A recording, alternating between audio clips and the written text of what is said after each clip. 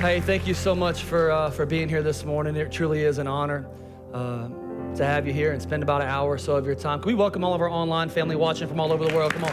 Thank you guys for tuning in. Hey, I want to read a scripture to you today that's just going to kind of kick this series off in Hebrews chapter 12, starting in verse 1. Here's what it says. It says, "Therefore, since we are surrounded by such a great crowd of witnesses, let us throw off everything that hinders and the sin that so easily entangles, and let us run with perseverance the race marked out for us." Let us throw off everything that hinders, every weight that slows us down, especially the sin that so easily entangles, that trips us up. Today, we're kicking off a brand new series called I've Got Baggage. Turn to your neighbor and say, I've got baggage. Turn to your second choice, the one you don't love as much, and say, you got baggage. You got baggage. Hey, if you will, I'd love to pray for you, and if you're available today and you're open to what God wants to speak to you, if you'll just lift your hand. And could you do me a favor before you pray? Could you scoot in? We still got people coming in the back. That's worth celebrating right there. Come on, somebody. Excited. Thank you for being at church. If you could scoot in, make sure we can get some seats in. Let's pray together. Father, I thank you so much for your word, and I thank you for what you're doing. But more importantly, God, I thank you for who you are. And God, we're here today not to go through the motions. We're not here to check it off our box. We're not here for just some type of religion. God, we're here for you. God, we want to encounter you. Jeremiah 17 says that if you seek him with your whole heart, that you will find him. So God, we seek you today with our whole heart. And as we open up your word, God, that you say is sharper than a double-edged sword that pierces down to the heart of our lives. God, I pray that you would transform us from the inside out, that we're not here just to get a list of to-dos and to-don'ts. We're not here for behavior modification. God, would you transform us, and may we leave different than we walked in today. God, change us. We love you. And in Jesus' mighty name, everybody who believed is set. Amen. Come on, everybody set? Amen. Amen. Hey, say hi to somebody before you sit down. Give them a handshake, a high five, a hug, or a kiss. Come on, don't kiss nobody you don't know. Tell them Merry Christmas. Man, how many of you, where are all my Christmas crazies at? How many of you just love Christmas season? Come on. So excited and, man, honored. I love this time of the year. Me and my family, we decorate on November 1st and make our neighbors across the street love us a whole lot. Thanksgiving is just a speed bump to Christmas. Everybody knows that. Everybody saved knows that at least. Amen. Come on, somebody. And so I'm excited about this season. Before I dive into today, I just wanted to say thank you so much. And last week I was out, and I got an opportunity to preach up in Glasgow, Kentucky, up in the sticks for a friend of mine. And Pastor Steve Briggins brought an incredible word. Pastor Steve, I don't know if you're in here. We love you. Thank you so much. But I'm excited to be back. I'm ready to preach today. And I just want to thank you. 2 weeks ago, we had our end of the year legacy offering. And we called it a legacy offering because what I know is true about you and what's true about me and the rest of our church is that we want to live a life that outlives us. We want to make a difference. And the reason we do an end of the year offering really is to kind of fund and fuel the vision of next year so that we can go further faster. And we want to reach people who are far from God. And so thank you to those of you who gave in that legacy offering. If you missed the opportunity, you want to give, that'll be available for you for the rest of the year. You can just go to renovation.church/legacy. But I just want to celebrate that this year, we're only 2 years old as a church if you're new here. And this year in our legacy offering, end of the year offering, we were over $25,000. Come on, somebody, that's amazing to celebrate.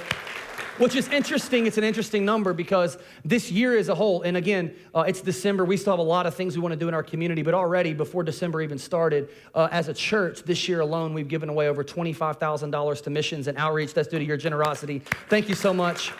We've had the opportunity to provide for people to pay mortgages to help in this community. We stocked break rooms at Sumner County Regional. We stocked break rooms at Guild Elementary. And as you heard from Whitney, you have an opportunity really to make a difference today. And I'll say this before we dive in. Your generosity really makes it possible for us to be available. And we sang about being available to God. And as a church, we live open-handedly. And what God gives us was never meant just for us, but to be a blessing to the world. And so this week, because of your generosity, we were able to say yes to something last minute. I got a phone call, I guess on Tuesday or Wednesday of last week from a guy who's a part of a nonprofit organization called Men of Valor. If you've never heard of Men of Valor, they do prison ministry. They're in prisons all around the world. And one of the things they do every year is they provide a Christmas dinner for guys who have recently been released within the last year and now are living at a place called Valor Ridge. And so they have this massive house, a beautiful property in Antioch. And there's about 80 to 100 men who've been incarcerated for, some of them were only there for a month or two. Many of them were in there for 15 to 20 to 30 years and have recently been released from prison.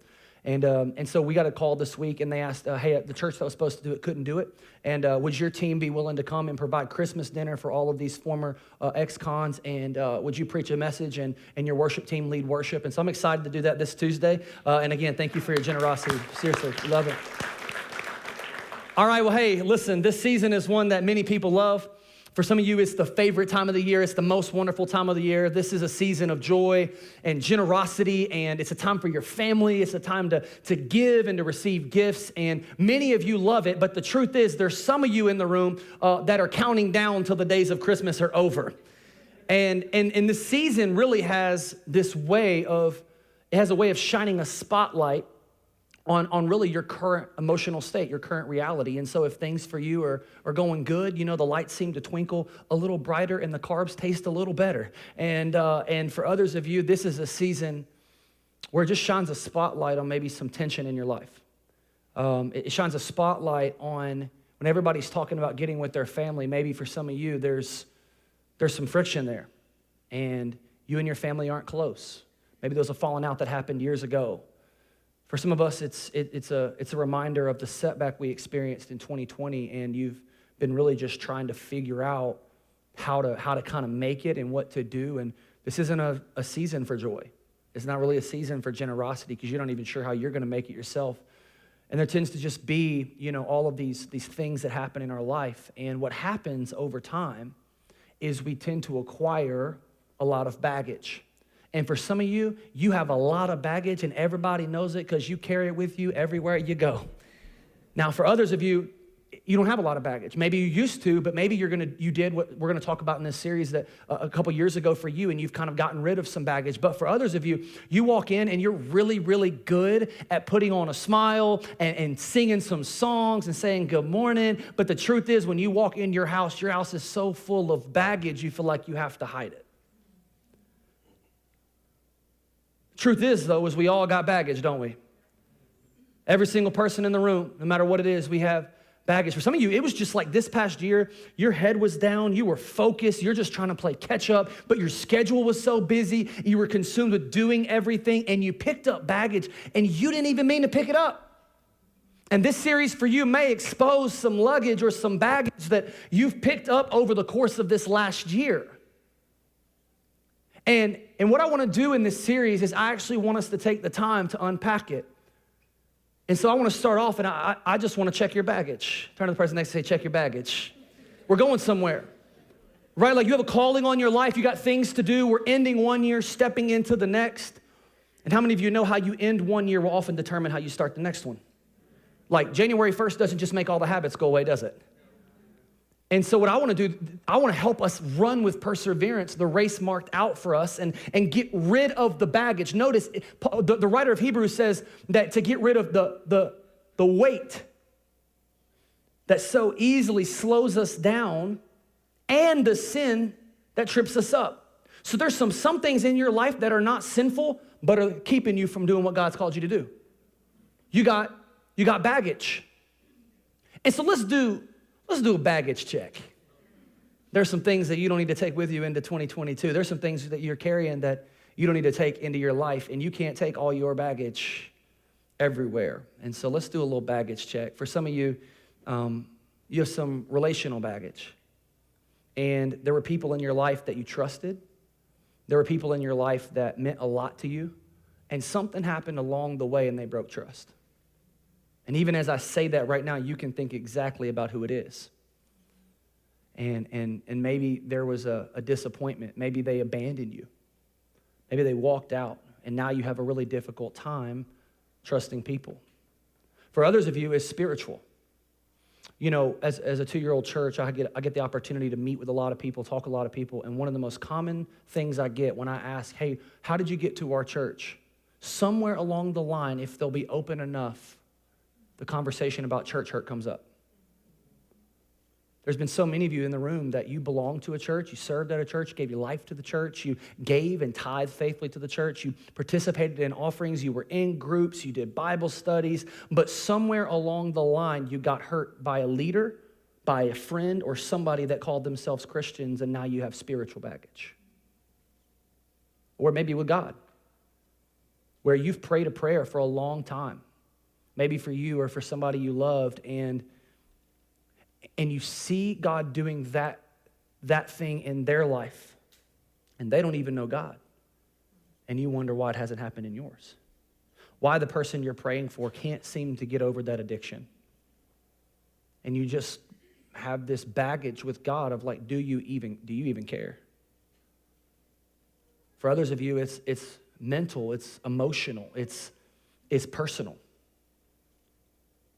Where for some of you made a mistake 10 years ago and you're still carrying it around with you because you feel so guilty in the way it affected your life and everybody else's around you. For others of you, maybe it's a decision you didn't make, but it was something that happened to you. And if you just get honest, you blame yourself. And you're carrying around this shame with you everywhere you go. For some of you, it's even surface level. For some of you, it's your image. And you are so critical about the way that you look, and you tell yourself that you're ugly, that no one will ever love you. And it's come to the point now where it is so paralyzing that you're nervous even going in public because of what people may think about your appearance. But the truth is, we all have baggage, and it's important that we take a look at what it is and we identify our baggage, or you will live your life not only carrying your baggage, but your baggage will start carrying you.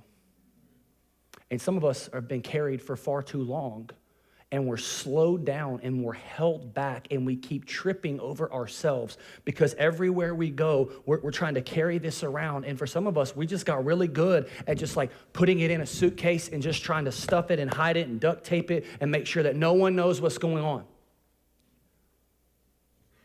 And you got baggage. And so here's my goal for this series, my prayer.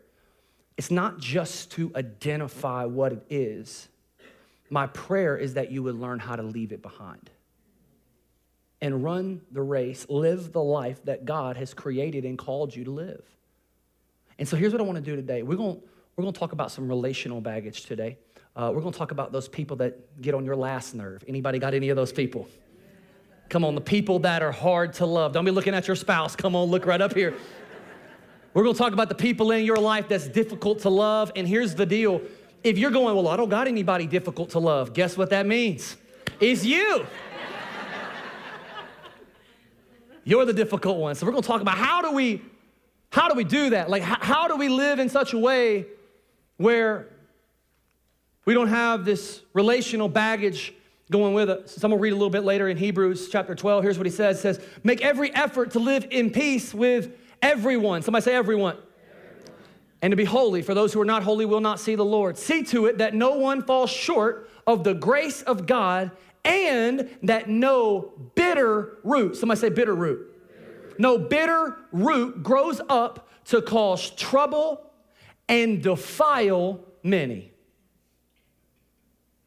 See, I think that one of the enemy's greatest attacks on your life, his strategy, is to plant a seed of offense that will grow into a root of bitterness.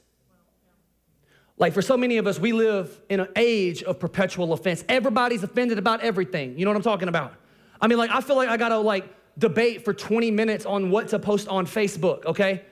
Because, somebody in the church or somebody in the city are gonna be like, well, why did you post that, Pastor? I couldn't even post my top 5 artists on Spotify because it wasn't just all worship music. You know what I'm saying?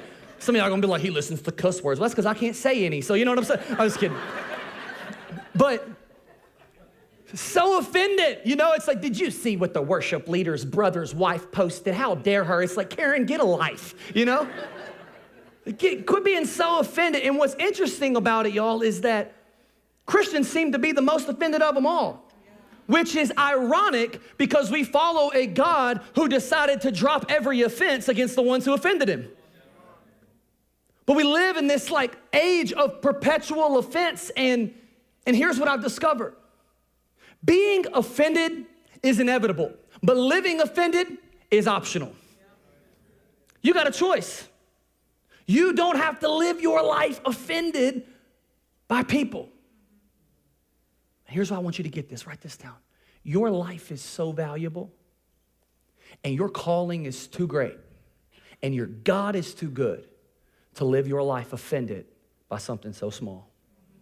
I'm gonna say it again. Your life is too valuable, your calling is too great, and your God is too good to live your life offended by something so small. I mean, offended by everything. Here's the title of the message today. It's a prayer. I want you to say it with me. Say, God help me, let it go. God help me, let it go. I mean, just let it go. It sounds better on the Frozen soundtrack, I promise. Let it go. And here's the deal. We get offended about all this stuff, and the enemy, what he wants to do is listen, he wants to kill, steal, and destroy your life, but his greatest way to destroy you is to divide you. And so what happens is he tries to plant this little seed of offense. That's not even a big deal. And eventually it turns into a root of bitterness. It's when, you like somebody's post on Instagram that you follow, and you're always commenting and gassing their posts and liking everything. And then all of a sudden you notice they quit liking yours. And then you look up on who your friends and followers are, and you realize they unfollowed you. A seed of offense that turns into a root of bitterness. It's when you text somebody that you love, and you see the little bubbles pop up like they're responding, and then it goes away. And then they were dumb enough to have their read receipt on, and now it's like, I don't even want to talk to them no more. What happens? A seed of offense turns into a root of bitterness. It's the person who comes to your Christmas party, to your house. I'm not bitter at all. To your house. You cook all the food. You ask everybody to bring sides, and the only thing they bring is a bowl of Tupperware to take it all home. You know what I'm talking about? People hard to love. But the truth is, many of us, we don't have relational problems because of things that are small. It might have started small, but it probably is something a little bit bigger. And it's hard for you to really let it go and forgive them. And let me give you a couple of reasons why bitterness specifically, let me give you some reasons why it's so difficult. Write the first one down. Bitterness has a dangerous root. Bitterness has a dangerous root. Hebrews 12:15 says, see to it that no bitter root grows up and causes trouble. Somebody say trouble. For some of us, we haven't even realized that beneath the surface, deep down into our souls, at some point, some small offense turned into a root of bitterness, and it's causing trouble.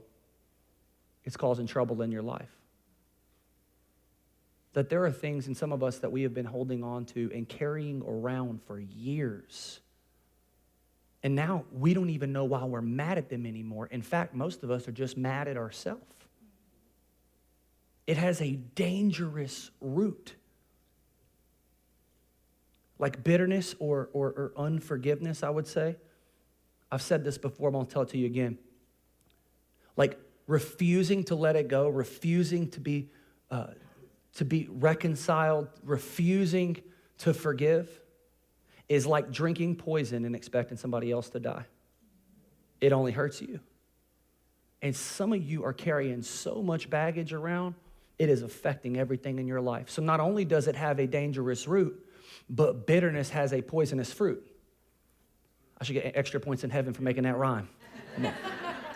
It has a dangerous root, and it produces a poisonous fruit. Watch what he says. It says, see to it that no bitter root grows up to cause trouble and defile many.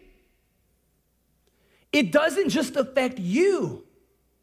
It affects everybody else.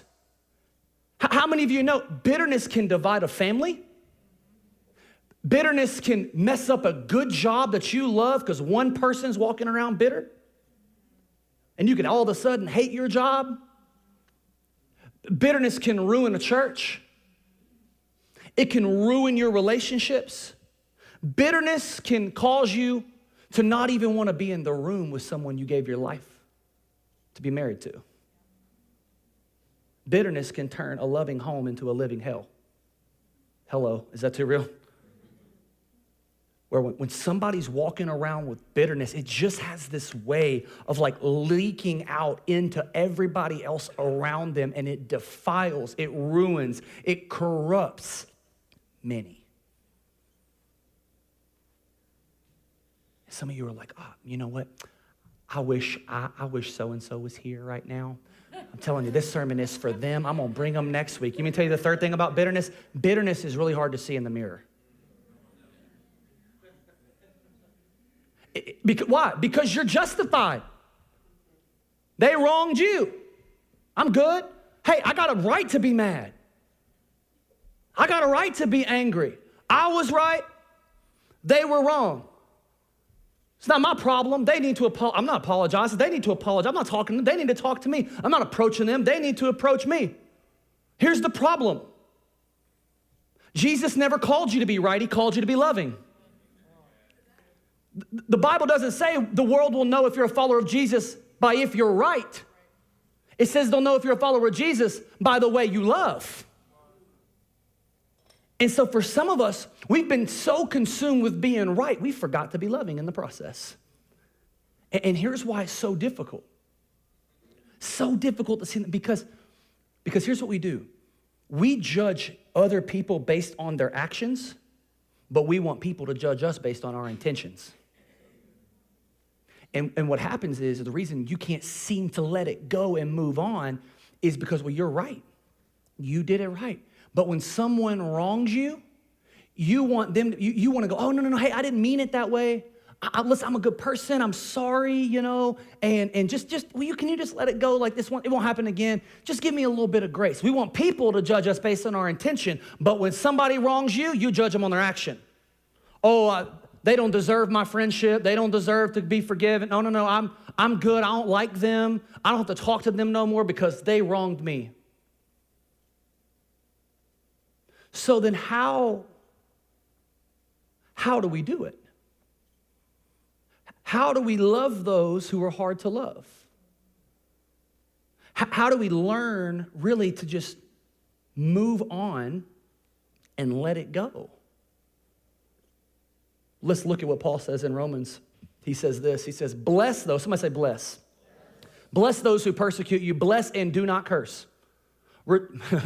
And do not curse. That's a word for somebody.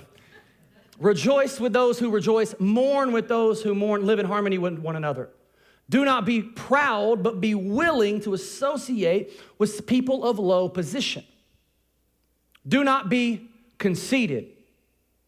Back up. One more. Go back. Let's pause.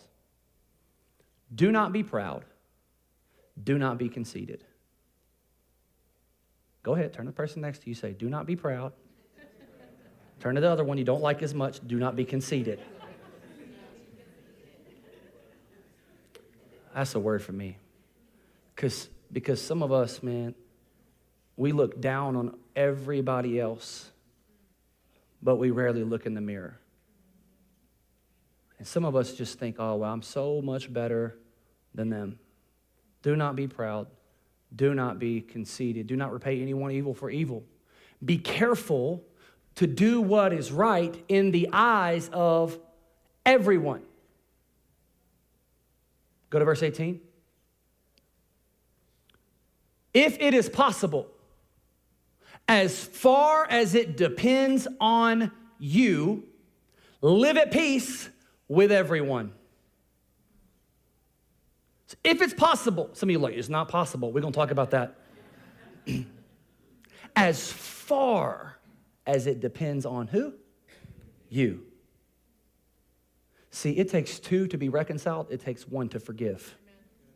Forgiveness is on you. It's your responsibility. As far as it depends on you, live at peace with the people that you like. Nope. Live at peace with everyone. He says to bless those who do you wrong. That word bless in the Greek means to speak well of. That word bless means to want the best for them in life. See, when Paul writes this, he is writing in a tone. In fact, that idea of bless, it's not just a one-time command. It is written in a present imperative. If any of you remember that from school, if you don't, it's okay. What that means is it's not just you do it one time. It means that you continue to do it. So when Paul says to bless those who persecute you, who've hurt you, to bless those, literally what he is saying is he wants you to be a continual blessing to those who are a continual problem. That you and I, we don't get to just go, oh, well, I don't got to because I was right. Aren't you thankful that Jesus didn't live offended for you? He didn't go, oh, well, I got the right to be this way. But no, he laid down his rights so that you could be forgiven. So then how do we bless? How do we bless people? How do we do what Paul is writing in Romans 12? Well, in order to understand how to do Romans 12, you need to understand Romans 12. So then you back up and you go to the very first part of Romans 12 in verse 1. Here's what he says. He says, therefore, I urge you, brothers and sisters, in view of God's mercy. How much has God done for you? How much has God blessed you far beyond what you've earned? How much has God loved you? How much has God been gracious to you? How merciful has God been to you? In view of that, in view of God's mercy, here's what he says, I urge you to offer your bodies as a living sacrifice, holy and pleasing to God, for this is your true and proper worship. What that means is worship is not just the songs you sing, worship is the way that you live. And so loving people who are hard to love is a spiritual act of worship. And so some of us can come in and we can sing songs to God, but curse our brother. That's why Jesus says in Matthew chapter 5 that if any of you come into my house and want to offer a gift, leave your gift at the stage. Leave your offering there when you remember that someone has something against you or you have something against them. He says, first go be reconciled with your brother or sister, then come offer your gift. Why? Because you can't love God and hate your neighbor. And the truth is some of us are calling this worship, but you're living your life offended. And you're carrying around this baggage. And today is the day you pray, God, help me let it go. So in view of God's mercy, in all he's done for you, offer your bodies as a living sacrifice. That's a contradiction. Sacrifices are dead. So what is a living sacrifice? A living sacrifice is the idea that Paul shares in Galatians 2:20, that I've been crucified with Christ. It's no longer I who live, but Christ who lives within me. So the life I live now in the flesh, I don't live for me, but by faith in the Son of God who gave himself up for me. It's that you and I are called, the way we live our lives, is we are a living, breathing, dying sacrifice. Now, what that means is the only way you will bless other people and love other people and forgive other people is when you die to yourself. Do not be proud. Do not be conceited. Therefore, live in harmony with one another. Don't be proud. Don't be conceited. Why? Because Jesus didn't call us to be right. Jesus called us to be loving. He calls you and I to love people as he loves people. And it's not easy. It's not fun. In fact, can I be real? It sounds real dumb, doesn't it? Oh, y'all are too holy for me today? Okay, that's fine. Some of you are like, oh, I love everybody. Yeah, right. Let me check your Facebook messages. Let me see all the comments you deleted before you posted them. Loving everybody. Let me see how mad you get when somebody takes home your turkey after Thanksgiving dinner. Right? Be a continual blessing to those who are a continual problem. Why? Your life is too good, too valuable. Calling is too great. Your God is too good to live your life offended by something so small. I love what Paul writes here in Ephesians 4:2. He says, always, not sometimes, not when you feel like it, not when they're nice to you, not when you're having a good day, Karen. Always be humble and gentle. Sorry if your name's Karen, by the way. My mother, y'all know what I'm talking about? Y'all know a Karen? I got to figure out the guy's name for Karen. We'll figure that out too. I know it's not Keith because that's my father-in-law and I didn't him. And my mother-in-law's name's Karen. It's definitely not those two. Be patient with each other. Here it is. Making allowance for each other's faults. Why? Because of your love. Because of your love. There's a powerful verse in Proverbs 19. Verse 11 says this. It says, a person's wisdom yields patience. A person's wisdom yields patience. It is to one's glory to overlook an offense. So it is wise of you to be patient with people the way God was patient with you. And it is to your glory, to your benefit, to the very best thing in your life to live a life that God's called you to live. To overlook an offense. Now, what the writer is saying, he's not saying to pretend it didn't happen. That's not the idea.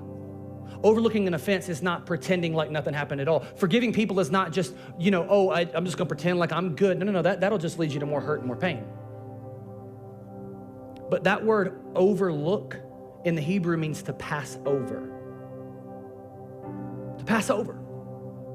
That instead of focusing on what has happened to you, instead of focusing on the offense, allowing it to turn into bitterness, instead of focusing on what other people say and what other people do and what other people think, you go, my mission is too great. I got too many things to focus on. I got kids to love and kids to raise. I'm not gonna live my life offended by something so small, so I am going to let it go. Somebody say, let it go.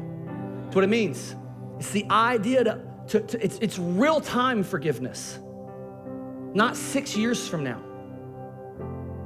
It means when the offense happens, you overlook it so that it doesn't overcome you. It's real-time forgiveness. It's not pretending it didn't happen. It's saying being offended is inevitable, but living offended is a choice. And I'm choosing to not live my life offended. That idea to pass over reminds me in the Old Testament when God decreed that there would be judgment on the land when the people of Israel were in slavery, and he says, by faith, I want you to sacrifice a lamb, and I want you to take its blood, and I want you to put it on the doorframe and on the doorpost of your house. And anybody who listens to my word believes that the blood of the lamb will cover their sin. I will pass over them. Is anybody thankful that we have a man named Jesus, the Passover lamb, that sacrificed his life for you and I? Come on, come on. Aren't you glad he didn't live offended? He knows your mistakes. He knows your sin. But he chose to go to the cross for you and for me. Like if he would have lived offended, like can you just imagine him being like, well, y'all don't appreciate my miracles. Turning little boys Lunchable and feeding 20,000 people. I'd like to see you do that. Thomas, you're getting on my last nerve, making me show you my hands after I resurrected from the dead. I raised from the grave, Thomas, you know what I mean? But instead, he said, instead of living my life offended by what happened to me, instead of Jesus living offended by your sin, he hung on a cross so that God's judgment would pass over you and go on to him, resurrecting from the grave so that you and I can be forgiven and made into a relationship with God. So grateful that our God overlooked, let it go, our sin. And what's a beautiful truth is that when you give your life to Christ and you accept Jesus as your Lord, it says he washes your sins away as far as the east is from the west. And here's the truth about some of us. You've walked around your entire life with baggage. Hello. And lit. Come on, somebody. And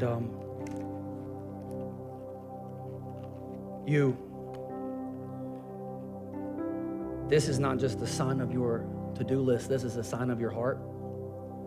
And you've been trying to carry the baggage of your sin for far too long. You tried to hide it. You tried to dress it up. You tried to cover it. You tried to pretend like it's not there. And you're walking around with baggage thinking that one day you can do enough to get this under control. And I know that there's some people out there that will tell you to try harder and do better. But I'm just telling you, there is no one that can handle the baggage of their sin except for Jesus. And the only way you're going to let it go is if you will trust that Jesus hung on the cross and that it's left behind where it belongs. Jesus said, hey, I'm going to let it go. Now I want you to put your faith in me, and I want you to follow me for the rest of your life. Will you stand with me? Paul ends like this. Well, there's a proverb that says, whoever falsely loves covers an offense. Whoever repeats this matter separates close friends. I want you to declare today you're not going to live your life offended. I want you to declare today, I want you to pray, God, help me let it go. Help me get over it. And then Paul says this in Ephesians chapter 4. I'm going to read it to you. He says, get rid of all bitterness, rage and anger, brawling and slander, along with every form of malice. Be kind and compassionate to one another, forgiving each other just as Christ God forgave you. It takes two to reconcile, one to forgive. Some of you today are going to take your next step and you're going to forgive the person who has offended you. And your prayer today is, God, help me let it go. God, help me let them go. God, help me release my offender the way that you released me. But for others of you, you can't forgive other people because you don't know what forgiveness feels like for yourself. So the rest of the series, we're going to talk about forgiving God, because some of you are holding a grudge against God. And in week 3, we're going to talk about what does it mean for you to forgive you for what you've done. I'm just going to go ahead and give you a spoiler alert. It starts with accepting Christ as your Lord and Savior, allowing Him to forgive you for your sin, to leave the baggage behind. So if you will you pray with me? God, I thank you so much for your word. I thank you for the gospel. I thank you that we don't have to clean up our baggage. We don't have to fix it. We don't have to even prove something to you. But God, we can come to you with all of our baggage, and you look at us and you love us so much that our life isn't defined by our baggage. Our life is defined by you. And God, I thank you for while we were yet sinners, that you died for us. And so God, I pray right now for those who are taking that step today and they're saying, I'm going to let it go. I'm going to forgive other people. If that's you, will you just lift up your hand saying, hey, I've been holding on to some things. I'm going to forgive other people today. If that's you, I pray if there's somebody, everybody should have their hand up if you're living life offended. Hey, I'm forgiving people today. I'm going to let it go. And put your hand down. For others of you, I pray you take that next step. You stop trying to handle all your baggage on your own and you trust Jesus with your sin. And if that's you and you want to give your life to Christ today, I want to invite you to pray this with me. It's not the prayer that saves you. It's Jesus that saves you. This is just a way that we confess with our mouth of what we believe in our heart, that Jesus Christ is Lord, that He is the Son of God, and that God raised Him from the dead. And so if that's you and you want to give your life to God today, I want you to pray this with me. And church, if you're a believer, will you pray this out loud for the benefit of those who are saying yes to you today? Will you say, God, I love you. Today, I give you my baggage. I trust you with my sin. I believe you died on the cross for me, and you rose from the grave so that I can be forgiven and set free. Thank you for letting it go. Today I give it to you. In Jesus' mighty name. And everybody said, amen. Hey, put your hands together for those who made that decision today. Come on.